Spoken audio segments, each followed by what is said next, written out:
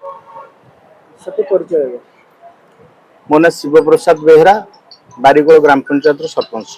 Sir कौन कहे गत 21 तारीख दिन घरोई क्लिनिक को उद्घाटन करने स्वास्थ्य मंत्री आसते घटना को आप दृष्टि देखुं कौन करेंगे एटा अति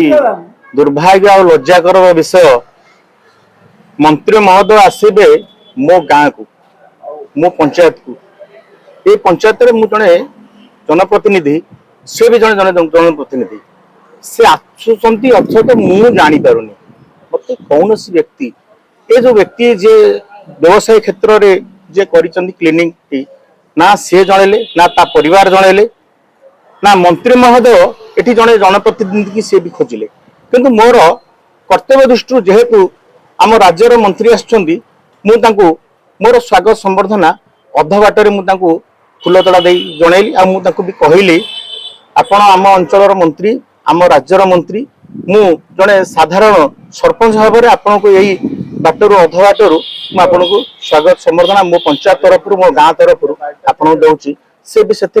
मत मर्माहत होले कहले सरी सरी मत दुई थर भी कहते मुझे जानीपारे केमती देखुंत जे जो प्राइवेट नर्सिंग होम को आज उद्घाटन करा सालेपुर मेडिकल रे रोगी वर्तमान डाक्तर नांती हिनस्ता भोगुंट एटी राइजर मंत्री आसुचंती एटू गला पर मेडिकल तो गलेनी बरं दलीय कार्यालय रे बसिक मीटिंग भी करूछन एटा आपण नेता हिसाब रे केमती देखुछन एटा एटा मु पूरा अति घृण्य भाव देखुची मु जते निंदा करूची भी एटा साधारण लोक एकदम कम हो सालेपुर भलिया जगह सालेपुर गोटे 5 कोटी टंकार अति गोटे बिल्डिंग तैयारी कौन सरकारी सरकार स्तर जो आमर अच्छी इंस्ट्रूमेंट तार ना से डॉक्टर भल अच्छा ना से डॉक्टर ट्रिटमेंट करुँच से मनमानी कम कर जहाँ ना ता कर छोटिया जिस भी किए गले से सांगे सांगे कटक बड़ मेडिकल को रेफर कर दौरान अर्थात ये गोटे व्यवसाय क्षेत्र में जो व्यक्ति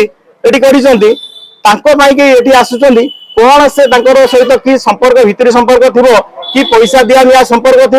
मुझे जापारूनी बर्तमान ये सरकार बेले ये पैसा आनी पार मुझे भावुँ एमती बड़ बड़ डाक्तर पाखु मत पैसा आदाय कर संगठन चलैया होता पारे ये मुझे भावुँ एटा साधारण लोक भी कथा कहे मंत्री आसवे अथच अंचल लोक कहीं जानवे गोटे दलीय कार्यक्रम ये हम पुणी ये अधा बाटर एटा ठीक जिनस नुहे। ब्यूरो रिपोर्ट संपूर्ण न्यूज।